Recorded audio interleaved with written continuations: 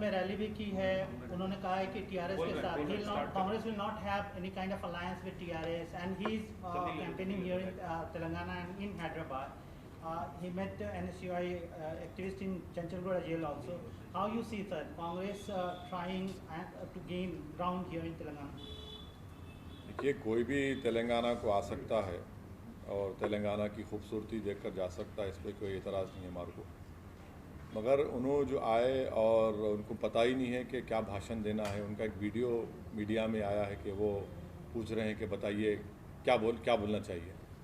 तो जब आपको यही नहीं मालूम कि तेलंगाना की जनता को आप क्या पैगाम देना चाह रहे हैं और क्यों आपका साथ दें, आप बिल्कुल जहन आपका एम्प्टी है. आप क्या मैसेज देंगे, क्या पैगाम देंगे और कैसे टीआरएस से मुकाबला कर पाएंगे आप. और दूसरा ये है कि कांग्रेस बिल्कुल जीएचएमसी में वाइप आउट हो चुकी है, जहाँ पर 24 असेंबली सीट्स है. तो ठीक है, आए, अच्छा है, आते रहिए.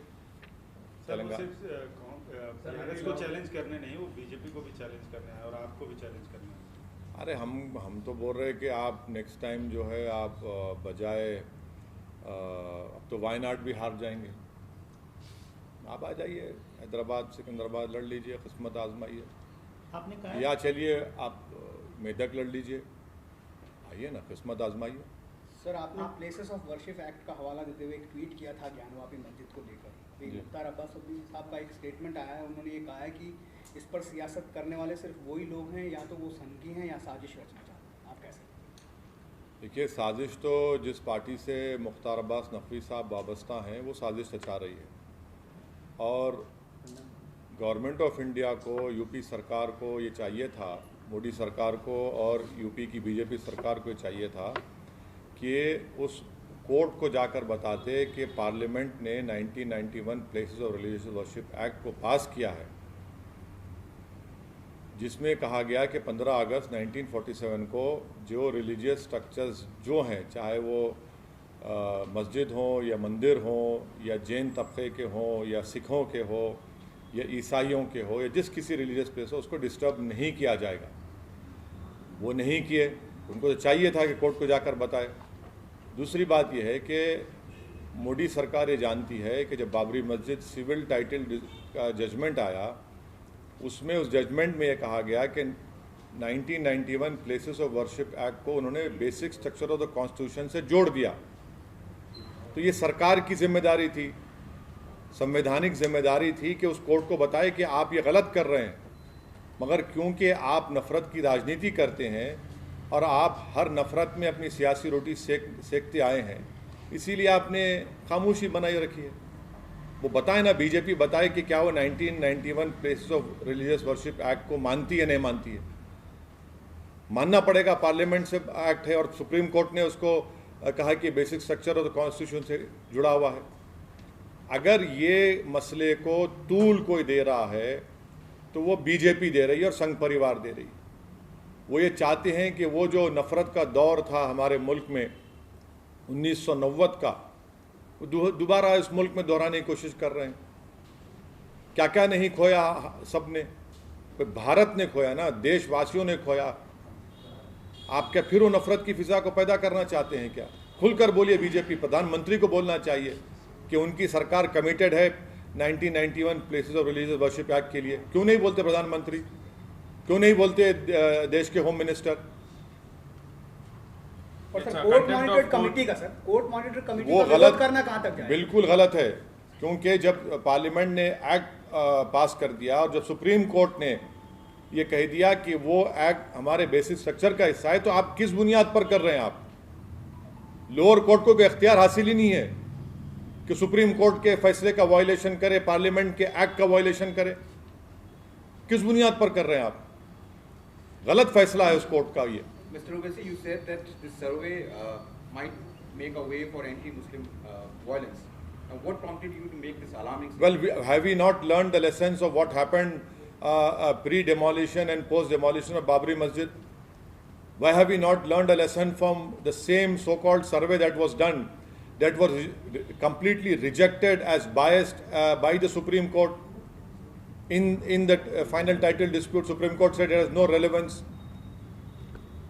why is it that the BJP is and Sangh Parivar is hell-bent on creating the same atmosphere in our country which existed pre-demolition of Babri Masjid and post-demolition Babri Masjid?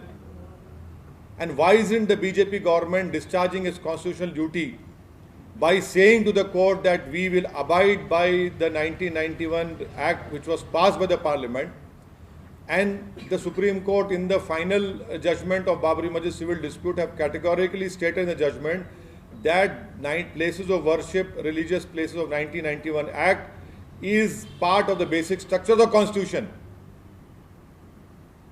What sort of nonsense is being played over here? The government should have discharged the constitutional duty immediately.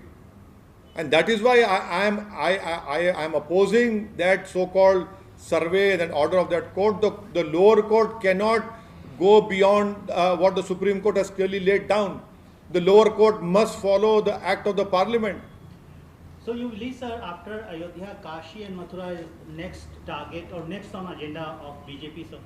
If you remember the press conference which was held after the final judgment was given by the Honorable Supreme Court, you were present over there. Many of you were present over there, and I had stated that this will open the doors for future controversies, whether it is Kashi or Mathura. I had stated that. I have stated that on record. It is there for everyone to see and take it out. Sir, आप कह रहे हैं कि मुसलमानों के खिलाफ BJP ने ऐलान जंग शुरू कर दिया है और इसको काफ़ी जो है विवादित या भड़काऊ कहा जा रहा है, और साथ ही साथ कल आपने कहा कि जो मस्जिदें हैं उन पर अच्छा हाई रेजोल्यूशन कैमरा लगाइए और जो है रिकॉर्ड करिए। इससे आपको तकलीफ है क्या? नहीं भाई, एक काम करेंगे ना, हाई रेजोल्यूशन कैमरा लगा के जब प्रोसेशन आएगा जी टीवी में लाइव टेलीकास्ट कर देंगे। कैरी करिए आप देख लीजिए पत्थर कौन फेंक रहा है। मैं तो ये बोला हूं ना, क्योंकि आप तो घर तोड़ दे रहे हैं। जिसका हाथ कटा हुआ है वसीम शेख का, उसका आपने कारोबार को बर्बाद कर दिया, पत्थर फेंका। जो 70 साल का बूढ़ा है आपके खरगोन में, आप उनको पीट पीट कर घर तोड़े, पत्थर फेंकने का इल्ज़ाम लगाए। तो पूरे भारत के मुसलमानों से, बल्कि मंदिर के जिम्मेदारों से भी अपील कर रहा हूँ, जब कभी भी जिस किसी का प्रोसेशन जाएगा, चाहे मीलाद का प्रोसेशन हो, रामनवमी का हो, हनुमान जयंती का हो, गणेश का हो, बोनाल का हो, जो कोई भी रिलीजियस प्रोसेशन जाएगा, कैमरा लगाइए हाई रेजोल्यूशन और फेसबुक पे लाइव टेलीकास्ट करिए, ताकि लोग देखें ना। पुलिस तो अंधी बन चुकी है, आंखों में पर्दा पड़ चुका है उनके, कि पत्थर फेंके। हर गड़बड़ मुसलमान करता है ना, और जब इंक्वायरी रिपोर्ट आती है उसमें झूठ साबित निकलता है कि भाई हुआ ही नहीं है। तो आप जोधपुर में एक वीडियो आप लोग देखे होंगे कि एक हजरत पुलिस के जिम्मेदार आदमी एक पट्टी बन रहे हैं जिस पर लाल रंग लगा हुआ है, पहले से वो जख्मी हो गए। अरे यार, ये तो बॉलीवुड हॉलीवुड के फिल्म स्टारों को पानी पिला देंगे अगर एक्टिंग करना शुरू करेंगे पिक्चरों में। तो एक और बात भी नहीं, आप क्या मतलब क्या कर रहे हैं? Only one community is नहीं, I am saying that every religious places and especially the masjids and the dargahs, they must install these high resolution cameras, and whenever a procession, religious procession is passing through those places of worship, they should open their Facebook website and do a live telecast. आप इस पे बात करते हैं लेकिन loud speaker पे क्यों नहीं बोलते हैं? हाँ, क्या बोलना है लाउड स्पीकर पे? इतना बड़ा लाउड स्पीकर बैठा हुआ आपके सामने, और क्या होना आपको? हैदराबाद के सुरूर नगर में जो घटना हुई, हालांकि उस पर आपने कुछ देर से ही कल आपका बयान आया। सवाल ये उठाए जा रहे हैं कि वैसी साहब ने बयान देने में इतनी देर क्यों की? और देखिए, एक बात सुनिए, एक बात सुनिए। मैं मीडिया के बोलने पर कब बोलूंगा, कैसे बोलूंगा, मीडिया डिक्टेट नहीं कर सकता ना। मीडिया के ग्लोरीफाइड एंकर्स मेरे को डिक्टेट कर सकते। मैं अपनी मर्जी के तहत बोलूंगा या नहीं बोलूंगा, और भाड़ में जाए वो मीडिया के एंकर्स जो मुझसे सवाल करते। उनमें हिम्मत नहीं है नरेंद्र मोदी से पूछने की, देश के प्रधानमंत्री से। उनके मुंह पे नरेंद्र मोदी का क्रिटिसिज्म नहीं आता, क्योंकि अगर बोलेंगे तो उनको मौत आ जाएगी, लखवा हो जाएगा, उनको फिट आ जाएंगे। लेकिन सर, अब ये कहा जा रहा है कि ये साजिश है बड़ी, एक परिवार का मसला नहीं है, एक बड़ी साजिश है, जानबूझकर इसको करने दिया गया ताकि एक डर पैदा किया जा सके कम्युनिटी के बीच में। आप ऐसे देखिए, अब एक बात समझिए आप, इस सरकार ने इमीडिएटली अरेस्ट किया और कहा कि स्पेशल कोर्ट का भी सोच रहे हैं और सरकार पूरी जस्टिस दिलाने की, इंसाफ दिलाने की बात कर रही है। मेरे को बताइए कि क्या इस दर्दनाक वाक़े के बाद क्या कोई कातिल की ताईद में खड़ा है? क्या कोई कातिल के लिए जुलूस निकाल रहा है? क्या कोई कातिल के लिए वकील रख रहा है? क्या कोई जाकर कातिल को फूल का हार पहना रहा है? आपको मिसाल दे रहा हूं, डिंडोरी मध्य प्रदेश में आसिफ एक नाम के लड़के ने ऐसे ही एक शादी की थी एक नॉन मुस्लिम लड़की से जिसका नाम साक्षी था। तो बीजेपी की सरकार ने आसिफ का घर तुड़वा दिया और उसके बाप का जो बिजनेस का दुकान थी उसको तुड़वा दिया। जबलपुर कोर्ट में जाकर उस लड़की को कहना पड़ा कि मैं अपनी मर्जी से शादी की। शर्म आनी चाहिए उन लोगों को जो इस तरह का सवाल असदुद्दीन ओवैसी से कर रहे हैं कि आप वो जबलपुर का क्यों नहीं दिखाते। और फिर आप वो भूल गए कि नोएडा में एक 17 साल के लड़के ने एक 13 साल की मुस्लिम लड़की से रेप किया, उसको अरेस्ट किया गया तो विश्व हिंदू परिषद के लोग जाके धरना दिए, उसको छुड़ा लिए। बताइए यहां पर कुछ हो रहा है? यहां पर तो रूल ऑफ लॉ इंप्लीमेंट हो रहा है और होता रहेगा। अच्छा सर, आप अपनी पब्लिक मीटिंग में और आप कई ईद मिलाद की, अच्छा नहीं कई मीटिंग्स में आप एक संदेश देते हैं यूथ को कि ऐसा न करिए वैसा न करिए, लेकिन जो ये घटना देखी गई, 4 लोग मिलकर सरेआम वहाँ से, मतलब हजारों लोग होंगे जो गुजरे होंगे, लेकिन किसी ने बचाया नहीं। आपकी कॉन्स्टिट्यूएंसी का मामला है, क्या समाज में इस तरह की क्या कहा आपने? आपकी आप मतलब आप एमपी है सर हैदराबाद के? मैं देखिए मेरे कॉन्स्टिट्यूंसी में है वो। नहीं, आपकी कॉन्स्टिट्यूंसी हाँ, ये पहले क्लियर करो आप हैदराबाद में नहीं है वो। आप पहले लेकिन आप जिम्मेदार हैदराबाद देखिए आप या तो ये बोल लीजिए कि हैदराबाद कॉन्स्टिट्यूंसी में हुआ या नहीं हुआ, बोलिए। आप जिम्मेदार हैं सर, आपकी बात जो है हजारों लाखों लोग सुनते हैं। अच्छा, मैं देखिए ऐसा है ना, देश का जिम्मेदार मैं हूँ, प्रधानमंत्री नहीं है। Thank you. मोदी जी नहीं है जिम्मेदार, मैं जिम्मेदार हूँ। बहुत शुक्रिया आपका, मैं आपका शुक्रगुजार हूँ कि देश की पूरी जिम्मेदारी आपने मेरे कमजोर कंधों पर डाल दी है, प्रधानमंत्री पर नहीं है। 56 इंच के सीने पर नहीं है, इस कमजोर सीने पर है। बहुत अच्छा है, मुबारकबाद। आप एक बात बोलते हैं कि ऐसा मत करिए, एक बात सुनिए, एक बात सुनिए। जब मेरे भाई पर गोलियां और चाकू चलाया जा रहा था तो वीडियो निकाला जा रहा था, वो तो बलाला साहब का सिक्योरिटी गार्ड था जो आकर बचाया। तो ये तो सोसाइटी में यही तो जो गिरावट आई है मोरालिटी की बोलिए या बुराई से मुकाबला करने के लिए, ये सोसाइटी के जो गिरावट आई है भाई। आप आज लोग सच की तहकीक नहीं कर रहे, झूठ की तहकीक कर रहे लोग। सॉरी, सच की तहकीक कर रहे। झूठ तो झूठ है ना। आप बिल्कुल सही कह रहे हो। अगर कोई एक दो जाकर उसको रोक देते तो शायद उसकी जान बच जाती, मगर कोई नहीं जाएगा, बस रिकॉर्डिंग करेंगे। अगर कल मुझ पर भी कोई गोलियां चलाएंगे, कोई पागल किस्म के नहीं बल्कि पढ़े लिखे लोग, रेडिकलाइज लोग, तो मेरा भी वीडियो निकालेंगे। ये तो सोसाइटी में गिरावट आ चुकी है। सर, हाल फिलहाल में बीजेपी के नेता, खासतौर पर तेलंगाना बीजेपी के नेता यह आरोप लगा रहे हैं, they are alleging that mass migration of Hindus happening from old city. They are continuously saying that there are several pockets. अरे छोड़िए ना, टाइम फिश हो गए। सर कुछ नहीं, कुछ जमीन पे कुछ हो ही नहीं रहा है, परेशान है, बोखलाहट का शिकार है। सर, आप राहुल गांधी पे भी रिस्पॉन्ड कर रहे थे, मतलब सर वो हथरस जा सकते हैं, couldn't come and he is in Hyderabad. I am not his spokesperson, thankfully. And what about you, sir? You have I have condemned it. I have condemned it unequally without ifs and buts. Sir, देश भर में कोई घटना ऐसी होती है तो आप वहाँ जाते हैं, पीड़ित की मदद करते हैं। कहाँ गए आप? अभी हाल में जहांगीरपुरी गए। जहांगीरपुरी गए इसलिए गए जहांगीरपुरी क्योंकि वो स्टेट स्पॉन्सर्ड वायलेंस है। सुनिए, आप बहुत अच्छा सवाल किए। सुनिए, अरे आप बहुत सवाल करिए, मैं बैठता हूँ, भाग रहा कहाँ हूँ मैं? आपके लिए तो एयर कंडीशन खोल के बैठे हैं, अगर गर्मी ना हो आपको। स्टेट स्पॉन्सर्ड वायलेंस होगा और एक इंडिविजुअल वायलेंस होता है। तो जो स्टेट स्पॉन्सर्ड वायलेंस होता है ना, वो तो स्टेट कर रही है ना, जिसको सुप्रीम कोर्ट को जाना पड़ा। सुप्रीम कोर्ट ने उसको स्टेटस को दिया। तो जो दिल्ली में हुआ स्टेट स्पॉन्सर्ड वायलेंस है जहांगीरपुरी में, जो सेंधवा में हुआ स्टेट स्पॉन्सर्ड वायलेंस है, जो खंडवा में हुआ स्टेट स्पॉन्सर्ड वायलेंस है, जो गुजरात में हिम्मतनगर में और खंबाट में वो स्टेट स्पॉन्सर्ड वायलेंस है जो तोड़ा गया।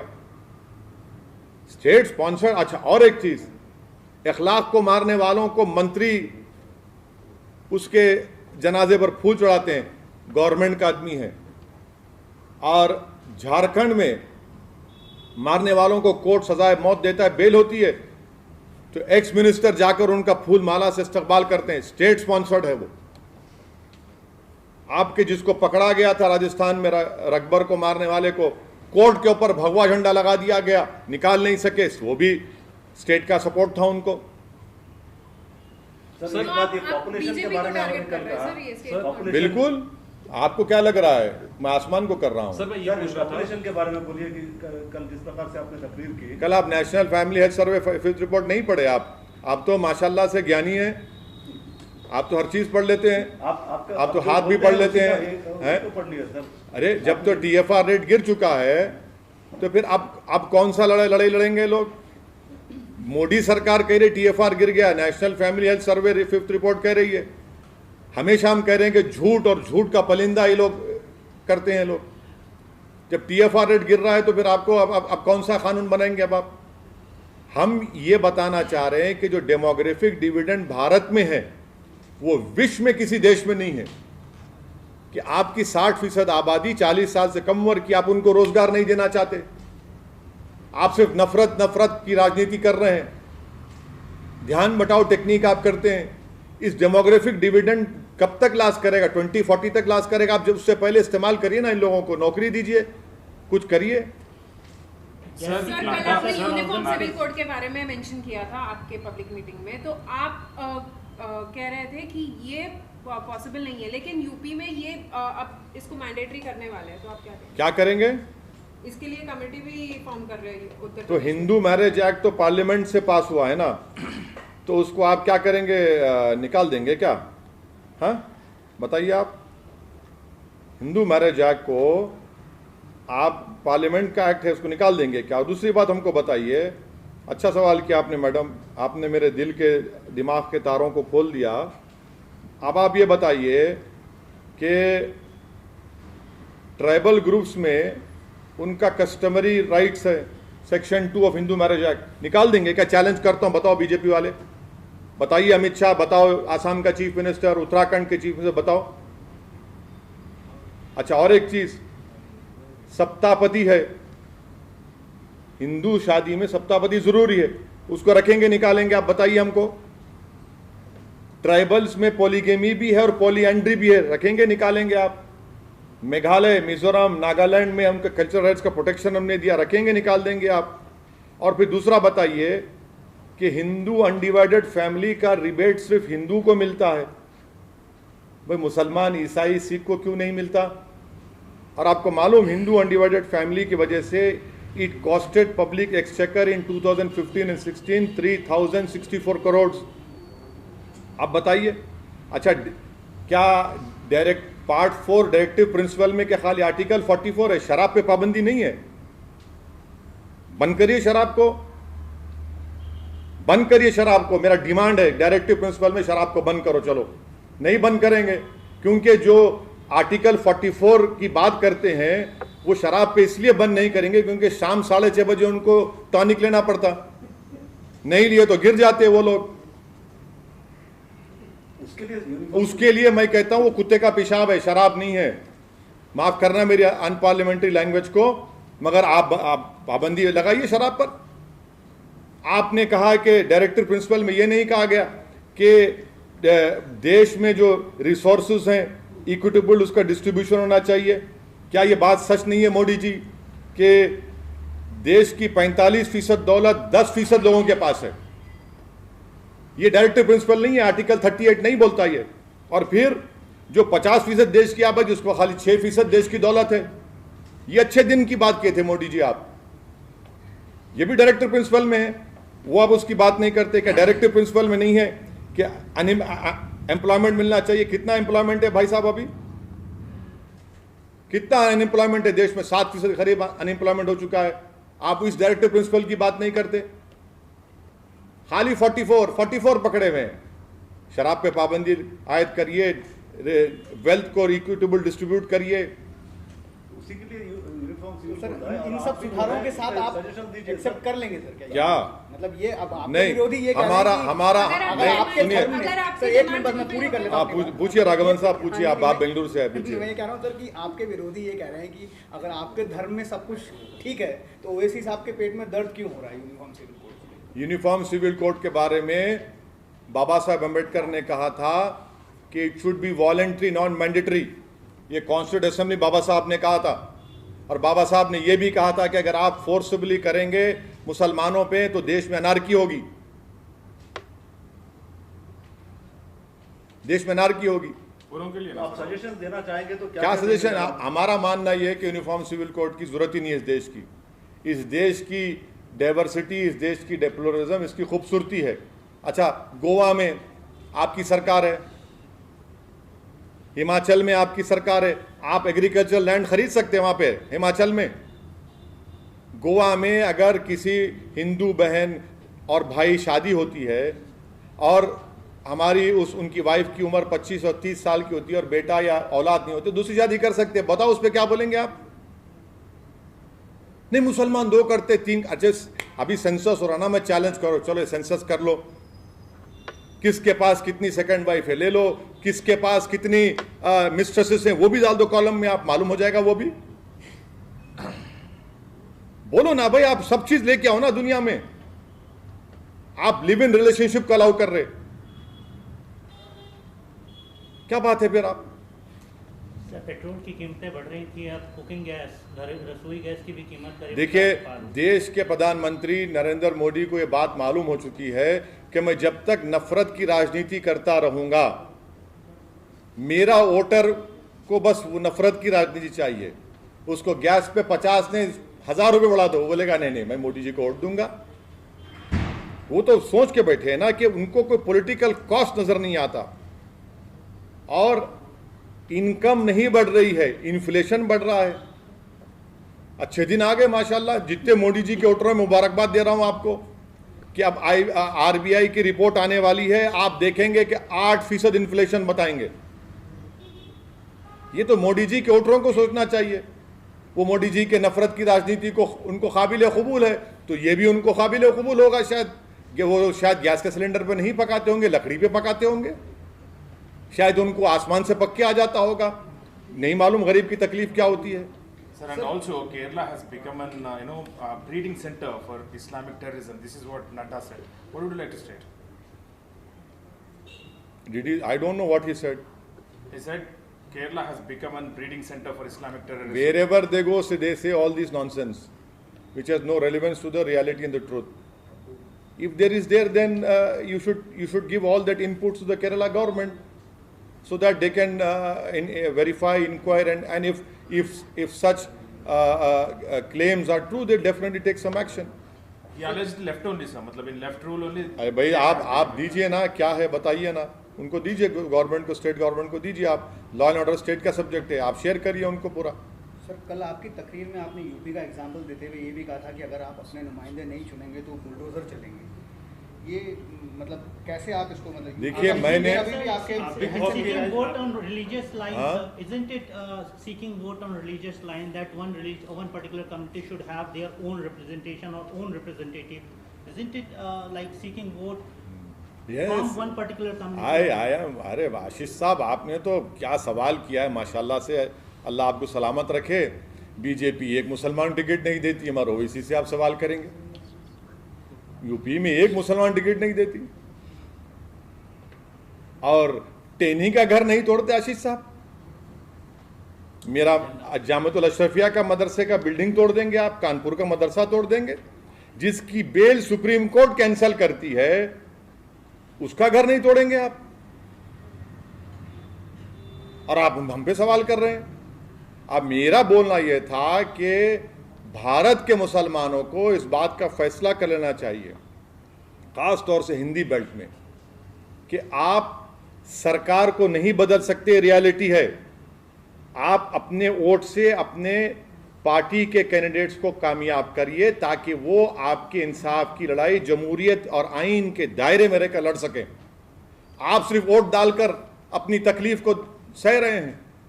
मेरे लिए बहैसियत एक मुसलमान बड़ा तकलीफ दे बात है कि कानपुर में एक मदरसे से कुरान के पारों को चुना जा रहा है, मेरे अल्लाह के कलाम को मट्ठी में मिला दिया गया, उसको उठाया जा रहा है। मेरे लिए बड़ी तकलीफ दे बात है कि एक जामिअतुल अशरफिया जो पूरे वर्ल्ड में मशहूर है, वहां पर एक 50 साल बिल्डिंग को तोड़ दिया गया। मेरे लिए तकलीफ दे बात है, कोई बोलता ही नहीं है। भाई जिस मुबारकपुर से समाजवादी के एमएलए साहब कामयाब हुए विधायक, वो गूंगे क्यों बन गए? अखिलेश यादव कुछ नहीं बोलेंगे? तो मेरी शिकायत, मेरी गुजारिश हिंदी बेल्ट के मुसलमानों से अब डायरेक्टली मैं आपसे अपील कर रहा हूं कि आप इस बात को समझिए मेरी। ये लोग जो आकर आपके वोटों का जो धंधा करते हैं, दलाली करते हैं, उनके बातों में मत आइए। आप कौन कर रहे हैं सर? वो जानते हैं वो लोग। चौधरी कौन है सर? लेकिन बार बार आप सर आपने बोला कि बुलडोजर चलेंगे, उत्तर प्रदेश में आप मुसलमानों को बोल रहे हैं कि ऐसे नहीं करेंगे तो बुलडोजर, आप भी बुलडोजर चल रहे हैं ना, आप भी खौफ की राजनीति नहीं कर रहे। खौफ नहीं कर रहे हैं। एक समाजवादी पार्टी का सिटिंग एमएलए है बरेली का, उसके पेट्रोल पंप को तोड़ दिया गया, उसका नेता मुझे कुछ नहीं बोलता। भाई अखिलेश यादव क्या बोले उसके पेट्रोल पंप तोड़ने की? क्योंकि मुसलमान था नहीं बोले, मगर इफ्तार की दावत में रोजा हम रहते, खजूर वो खा लिए। सर दिल्ली की जो सियासत है उसमें बीजेपी नेता तेजिंदर बग्गा है, उनकी गिरफ्तारी पंजाब पुलिस ने की, उस पर 2 दिन से गरमाई हुई है। आप अवगत हैं पूरी बात से, आप क्या राय रखते हैं? अरविंद केजरीवाल पर टारगेट कर रही है बीजेपी। एक बात सुनिए, आप क्या राय रखते हैं? एक बात सुनिए, क्या बीजेपी ने, आसाम की सरकार ने एक एमएलए को उठाया नहीं गुजरात से? और फिर क्या और एक सरकार ने नहीं उठाया? ये क्या तमाशा हो रहा है यार? ये तो आप तो कॉन्स्टिट्यूशन की धज्जियां नहीं बोले, कॉन्स्टिट्यूशन को दफन करना चाह रहे हैं आप। क्या तमाशा हो रहा है ये? हम इसीलिए तो हम कह रहे हैं कि रूल ऑफ लॉ को फॉलो नहीं किया जा रहा है, रूल बाय गन स्टेट को चलाने की कोशिश हो रही है। ये देश के लिए ठीक नहीं है। सरकार किसी की भी हो, आज आप हैं कल आप नहीं रहेंगे, रूल ऑफ लॉ को फॉलो करिए। आप मानते हैं गिरफ्तारी गलत हुई जिस तरीके से बग्गा की गिरफ्तारी? मैं ये कह रहा हूं, अरे ये कौन है भाई? ये आपको इतनी मोहब्बत क्यों होगी उससे? अरे आपका नूरे नजर होगा। सर बीजेपी के नेशनल स्पोक्स पर्सन ये बोल रहे हैं कि आपके लैंग्वेज को देखकर, मतलब मुसलमान कैंडिडेट्स को आप जिताने की बात कर रहे थे कल और अभी भी बोल रहे थे, उस पर वो रिएक्ट करते हैं। इतनी जल्दी रिएक्शन आ गया हमारा? हाँ सर, रिएक्शन आ गया। आपको नया जिन्ना बोल रहा था। यहाँ तो 5G का रिएक्शन हो गया। सवाल पूछा आपको नया जिन्ना बोला जा रहा था। जिस जगह पर आप बैठे ना, यस, इस जगह ने जिन्ना को रिजेक्ट किया था जहां आप और हम बैठे हैं, तो उनको पता ही नहीं है। और उस सावरकर ने 2 नेशन थियरी की बात की थी सबसे पहले, उसके बाद जिन्ना किए। हमने तो दोनों के पैगाम को रिजेक्ट किया। अगर मैं संविधान के दायरे में रहकर ये कह रहा हूं कि मुस्लिम पॉलिटिकल एम्पावरमेंट होने चाहिए, तो देश के लिए अच्छी बात है ना। मैं फिर से उन बीजेपी के जिसने हम पर इल्ज़ाम लगाइए, क्योंकि आप तोते हैं, आपको खाली एक ही बात बोल सकते आप। क्या श्याम शरण साहब ने ये आर्टिकल नहीं लिखा जिसमें कहा कि ये जो देश में नफरत का माहौल चल रहा है, उससे मुसलमान, अगर चंद मुसलमान रेडिकलाइज हो जाएंगे तो सिक्योरिटी के लिए हमारे लिए खतरा है? ये श्याम शरण साहब ने कहा, ओवैसी ने नहीं कहा। होश के नाखून लो, जो देश की जिंदगी भर खिदमत की और आज भी खिदमत कर रहा है। आप देखो, उनकी बात को समझो। आप अगर आप देश हित में बात करना चाह रहे तो आप श्याम शरण साहब की बात को समझो। सर आपने कहा कि आपने मुकम्मल तरीके से सीएए का विरोध किया था, जिसके बाद सरकार बैकफुट पर आ गई। अभी बंगाल में अमित शाह ने हम फिर प्रोटेस्ट करेंगे इंशाल्लाह। हम फिर प्रोटेस्ट करेंगे, हमारा संवैधानिक राइट है प्रोटेस्ट करना, पीसफुल प्रोटेस्ट करेंगे।